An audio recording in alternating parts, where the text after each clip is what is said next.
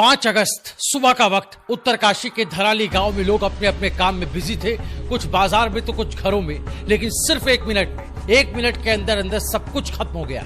पहाड़ से मौत का पहाड़ टूट पड़ा और उसके साथ आई मलबे की वो लहर जिसने अपने रास्ते में आने वाली हर चीज को रौंद दिया।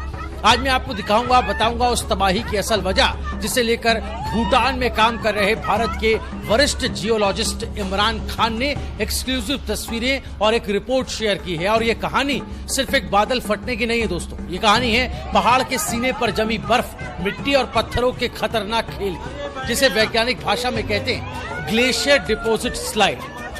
दोस्तों, धराली गांव से करीब 7 किलोमीटर ऊपर समुद्र तल से 6,700 मीटर की ऊंचाई पर एक ऐसा ग्लेशियर डिपॉजिट मौजूद था, यानी बर्फ और मलबे का बड़ा ढेर जो सदियों से वहां जमा था। इमरान खान के मुताबिक ये ढेर कोई छोटा मोटा नहीं था। इसका वर्टिकल थिकनेस 300 मीटर तक था और इसका फैलाव 112 वर्ग किलोमीटर, यानी उतना जितना करीब 200 फुटबॉल के मैदान को जोड़ा जाए उतना। अब ग्लेशियर डिपॉजिट क्या है, ये सवाल आपके जहन में भी होगा। जरा से समझ लेते हैं पहले आसान भाषा में।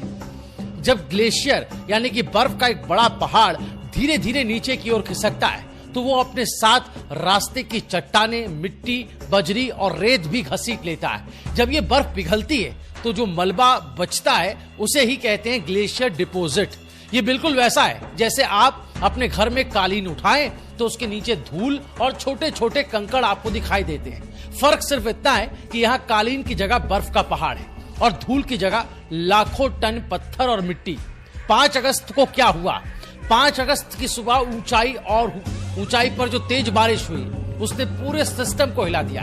बारिश का पानी सिर्फ सतह पर नहीं बहा दोस्तों, वो ग्लेशियर डिपॉजिट के अंदर तक घुस गया और फिर स्लोप फेल्योर हुआ गया। मतलब मलबे का वो पहाड़ अचानक नीचे की ओर खिसकने लगा और फिर पूरी ताकत से नीचे घाटी की ओर दौड़ पड़ा।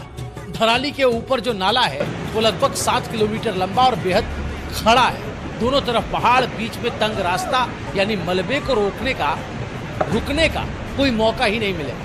यही वजह है कि वहां 1 मिनट से भी कम समय में ये मलबा धराली पहुंच गया। इमरान खान के मुताबिक इस बार धराली का पर टूटा ये मलबा करीब 360 मिलियन क्यूबिक मीटर था। अब इसे समझना हो तो सोचिए, अगर इतनी मिट्टी और पत्थर आपसे कहें कि हमें भरने के लिए ट्रक चाहिए तो आपको करोड़ों ट्रक लगाने पड़ेंगे। ये घटना सिर्फ धराली की कहानी नहीं है। ऊपरी हिमालय में ऐसे कई ग्लेशियर डिपॉजिट हैं, खासकर वहां जहां तीर्थ यात्रा के रास्ते, गांव और सड़कें हैं। और अगर ऐसे किसी मलबे का पहाड़ अचानक टूट पड़े तो नतीजे काफी डरावने हो सकते हैं, भयावह हो सकते हैं। यही वजह है कि इमरान खान जैसे विशेषज्ञ कहते हैं कि हमें हिमालयी जल स्रोतों और ग्लेशियर इलाकों की जियो टेक्निकल स्टडी बार बार करनी चाहिए ताकि खतरे को पहले से ही भांपा जा सके, पहचाना जा सके। दोस्तों, धराली में अब सिर्फ मलबा और खामोशी बची है। लोग कह रहे हैं हमने कभी नहीं सोचा था कि पहाड़ के ऊपर जमा बर्फ और पत्थर एक दिन हमें निगल लेंगे।